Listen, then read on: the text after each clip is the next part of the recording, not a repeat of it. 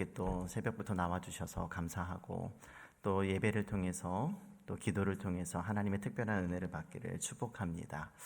오늘은 십자가에 못 박히신 그 예수님, 그 길을 걸어가셨던 예수님에 관하여 우리 함께 나누고자 합니다.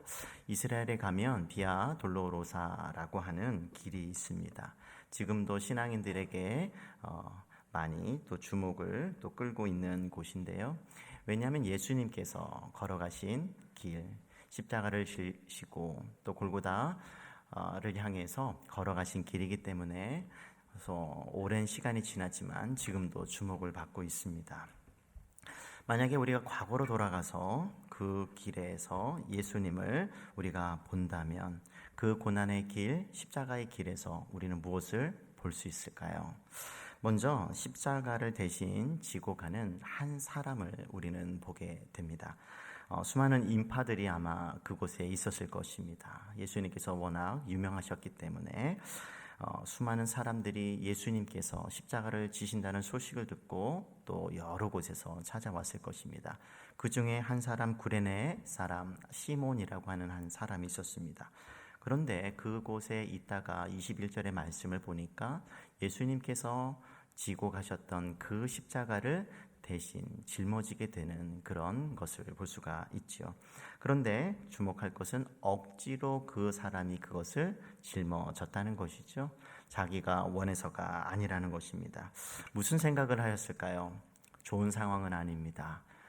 지금 예수님께서 마치 죄가 없으시지만 죄인 취급을 받으시고 또 최고의 또 사형, 또 집행처로 가고 있는 그 과정 속에서 수많은 소리들이 있는 중에 지금 이 사람은 선택을 받았고 그 십자가를 지고 따라가는 것을 볼 수가 있습니다.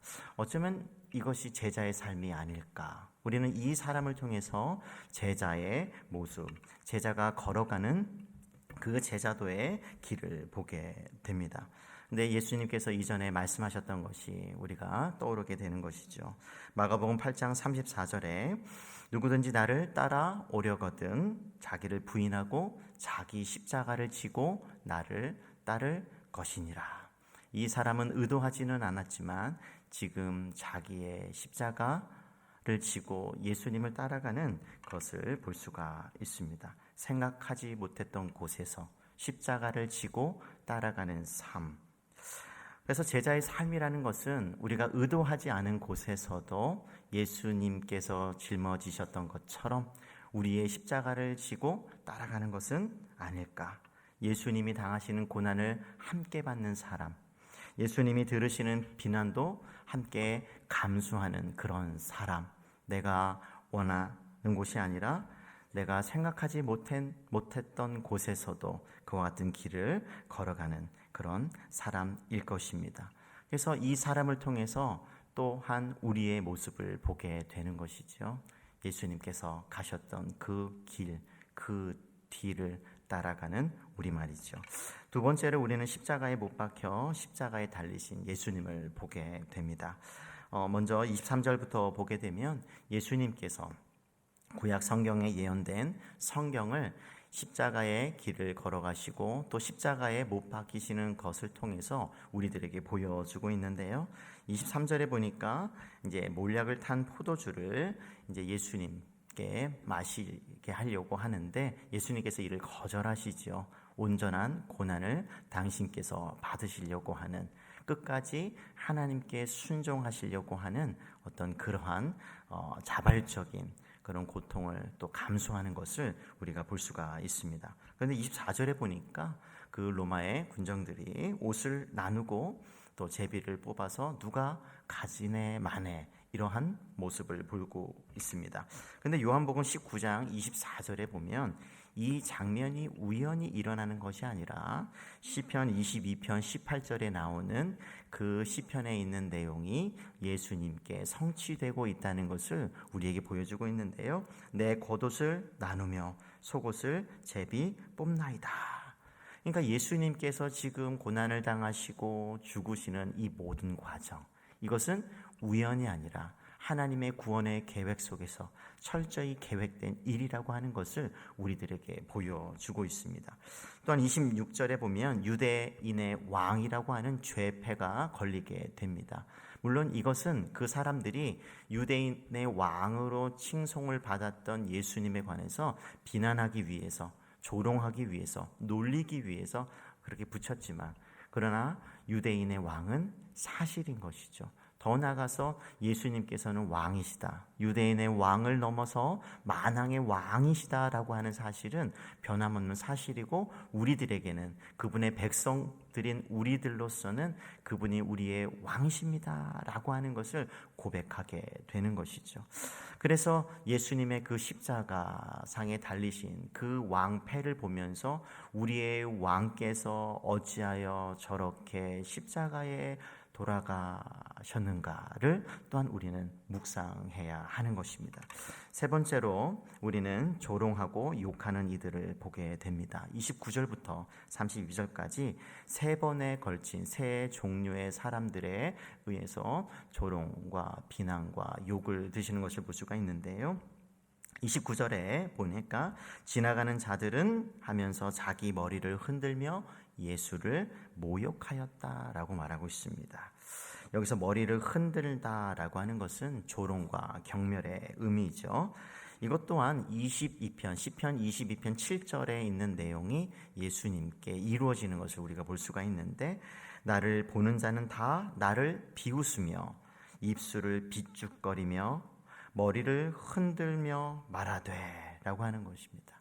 그러니까 예수님께서는 이제 시편 22편에 있는 말씀들을 하나하나 이루어져 가고 있는 것을 볼 수가 있죠.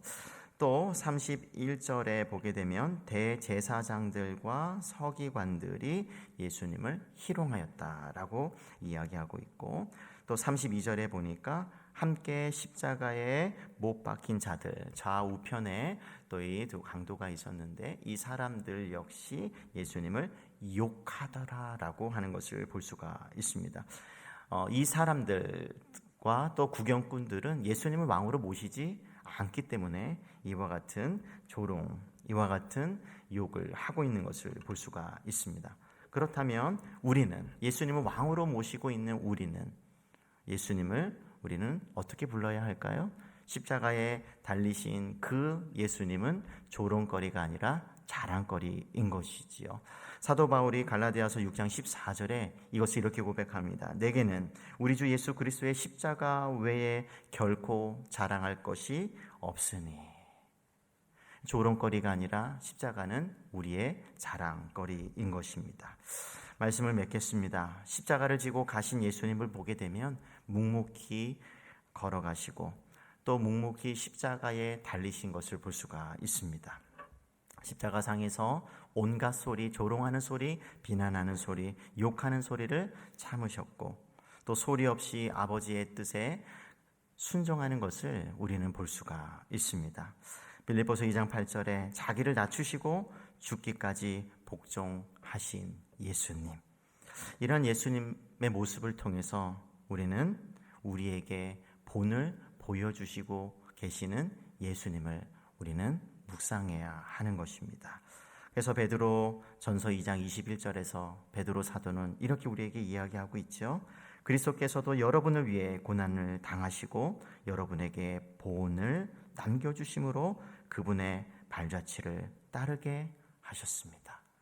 묵묵히 십자가를 참으시고 걸어가시는 것, 끝까지 하나님의 뜻에 순종하시는 것, 아무런 죄도 없으시지만 고난을 당하시고 그것에 대해서 그 어떤 말보다 묵묵히 십자가의 길을 걸어가시는 그 예수님의 그 모습은 우리에게 보여주시기 위한 교훈적인 것이라고 우리에게 말씀해주고 있는 것이죠. 사도 바울은 현재의 고난은 장차 우리에게 나타날 영광과 비교할 수 없다고 했습니다. 예수님께서는 오늘도 우리에게 십자가의 길로 초대하십니다. 그 영광스러운 길로 우리를 인도하고 계시는 것이죠. 그래서 십자가의 길은 어떤 이들에게는 고난의 길이기도 하지만 또 다른 의미에서 영광의 길인 것입니다. 십자가의 길, 그 끝에 우리의 영광이, 고난과 비교할 수 없는 그 영광이 기다리고 있기 때문입니다. 이와 같은 영광스러운 길로 걸어가시면서 하나님께서 우리에게 주시는 구원의 선물뿐만 아니라 그 이후의 삶 속에서 우리에게 베푸신 은혜를 계속해서 묵상하시면서 고난 주간을 아름답게 보내시기를 주님의 이름으로 축복합니다. 아멘. 이 시간 함께